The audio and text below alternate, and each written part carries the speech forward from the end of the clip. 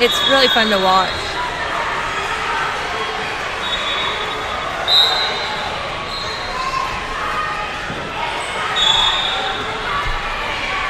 Both these young ladies got good motion, moving their feet well. Looks like we're trying to get hand fighting versus elbow control here, right?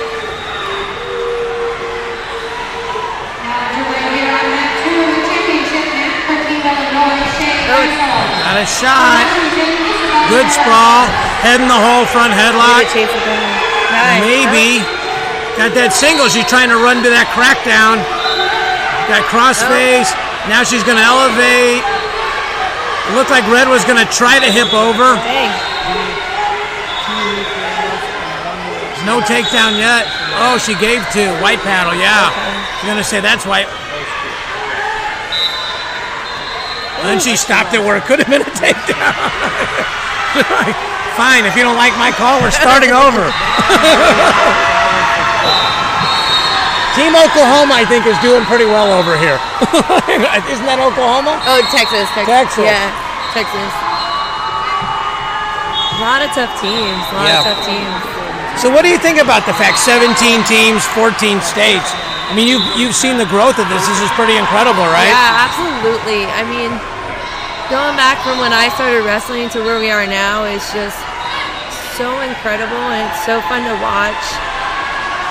You know, you go from, I remember being in Fargo and coaching like Team Texas or a couple years, and teams like taking other teams just to make a full team. And now you got these teams that have full teams, and the growth of women's wrestling is just, it's been incredible to watch. How hard was it to find good competition back in those days, you know, either as a coach or an athlete, like to try to improve? I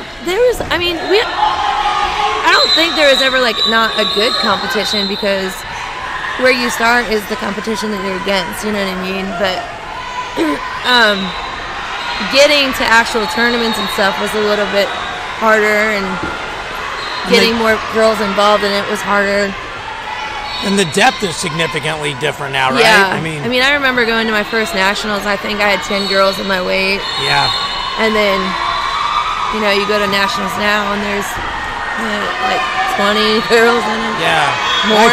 I talked to one of my athletes who's a coach now, talking about how big the WCWA is, and you know, NCAA emerging status.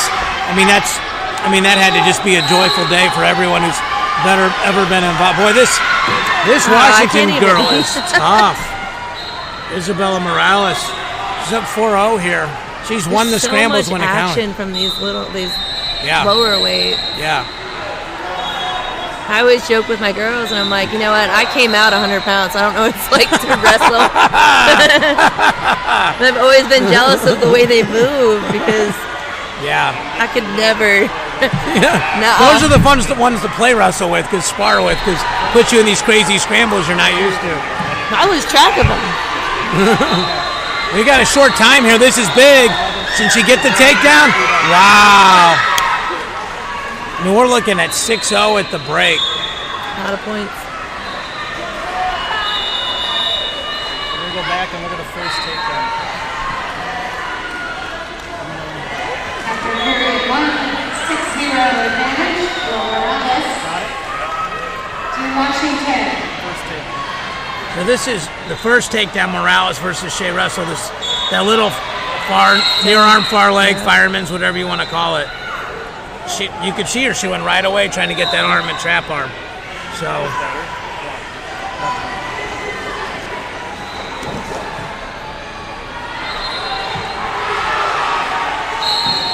these are actually two cadet national place winners. So this is, you know, it's high-level wrestling. Yeah. You can tell, even if one of them's beating the other one, how they both move their feet, both correct hand fighting. You know, you don't see them getting extended. They're walking into their ties, not reaching, continuously setting up.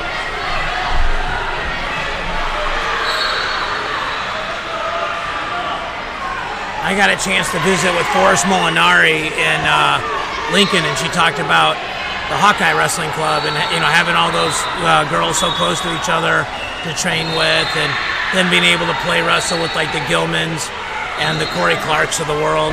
Here we go. Swing single. Boy, trying to walk through it. She's trying to go big. She did. Just got 2, but I mean, that gives them at least a point unless there's a fall. Trying to drop back to that lace.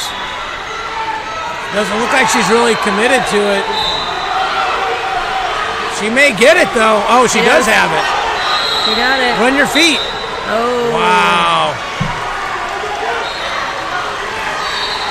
2 minutes to go, folks. 6-2.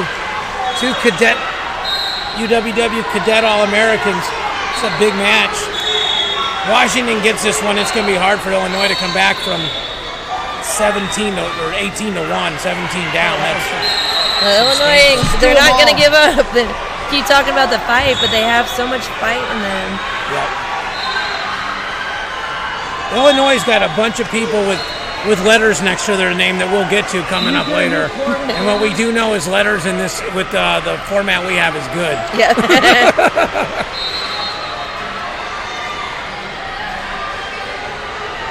You and me have an H next to our name because we haven't gotten lunch yet. Oh. So we're hungry.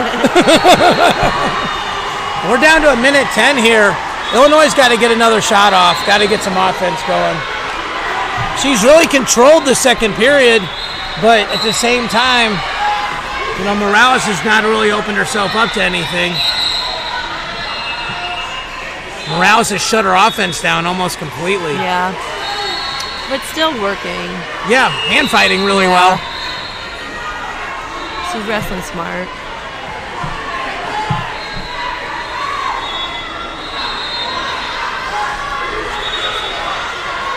"35 seconds left." Saw Blue take a peek at the scoreboard there. It happens sometimes. What?